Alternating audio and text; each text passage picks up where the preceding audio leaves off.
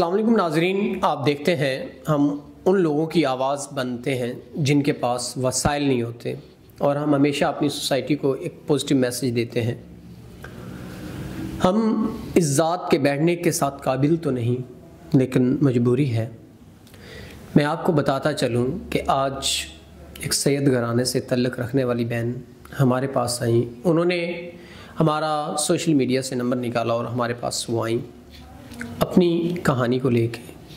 ان کی کہانی کچھ یوں ہے کہ ان کے والدین کی وفات کے بعد ان کے جو چچا تھے انہوں نے ان کو گھر سے بکھر کر دیا، دھکے مار کے گھر سے نکال دیا۔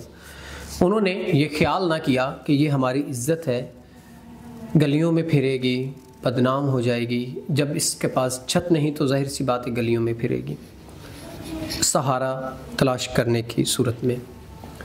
تو جو ان کا رقبہ تھا، جو بھی ان کا گھر تھا، ان پہ اس کے چچا نے قبضہ کر لیا۔ اب یہ بے یار و مددگار پھر رہی ہے۔ انہوں نے ہمارا نمبر لے کے ہم سے رابطہ کیا، تو اب یہ جو بھی ان کی صورتحال ہے وہ آپ کو بتا دیتے ہیں۔ السلام علیکم۔ وعلیکم السلام۔ پہلے تو میں آپ کو اپریشیٹ کرتا ہوں کہ آپ باپردہ خاتون ہیں، آپ نے ہمیشہ ہر لحاظ سے اپنے پردے کا خیال رکھا، اور ہم معتبر گھرانے کی عزت کرتے ہیں، سید گھرانے کی، لیکن کیوں آپ کے چچا لوگوں نے آپ کے ساتھ ایسا کیا؟ ماں باپ کے سر ہوتے وہ میرے ساتھ بہت اچھے تھے۔ ظاہری بات ہے جب ماں باپ ہوں تو سب کچھ اپنا ہی ہوتا ہے، اور جب ماں باپ نہ ہو تو جو اپنی چیز ہوتی ہے وہ بھی اپنی نہیں رہتی۔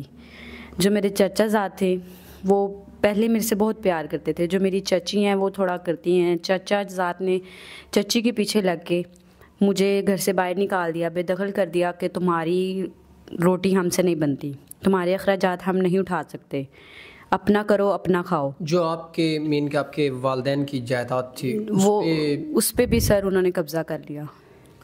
تو آپ نے کوئی مطالبہ نہیں کیا، کوئی قانونی کارروائی نہیں کی ان کے خلاف؟ سر میں اکیلی ذات کیا کر سکتی ہوں۔ تو اب یوں آپ در بدر دھکے کھا رہی ہیں، تو اس کا کیا آپ مزید ذلیل ہوں گی؟ کوئی فائدہ نہیں ہے اس چیز کا؟ سر میں آپ کے پاس اس لیے آئی ہوں کہ میں یہ جو دھکے کھا رہی ہوں، یہ ذلت بھری زندگی گزار رہی ہوں، اس پہ میں نے یہ ڈیسیژن لیا کہ میں نکاح کر لوں، اور آپ کے پاس میں یہ آئی ہوں کہ آپ میرا پیغام پہنچائیں کہ میں نکاح کرنا چاہ رہی ہوں، اور کسی شریف بندے سے، عزت کرنے والے سے، جو مجھے اپنی حفاظت میں رکھے، مجھے لوگوں کی نظروں سے بچائے، لوگوں کی وحشیت سے بچائے۔ میں یہ گلیوں میں در بدر دھکے کھانے سے میں نے یہ فیصلہ کیا کہ میں نکاح کر لوں، اور آپ یہ میرا پیغام پہنچائیں۔ ناظرین، میں اپریشیٹ کرتا ہوں اپنی ایسی بہنوں کو جو نکاح کو عام کرتی ہیں، اور یہ تو ایک معتبر گھرانے سے تعلق رکھتی ہیں، تو ہم اس وجہ سے ان کو سامنے بٹھایا تاکہ ان کی آواز بھی ہم ناظرین تک پہنچائیں۔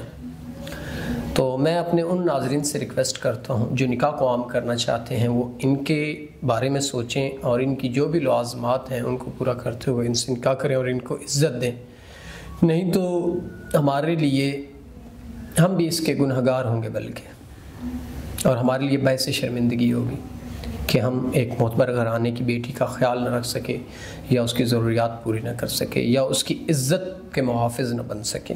تو اسی کے ساتھ اپنے میزبان نواب احمد کو دیں اجازت۔ خدا حافظ۔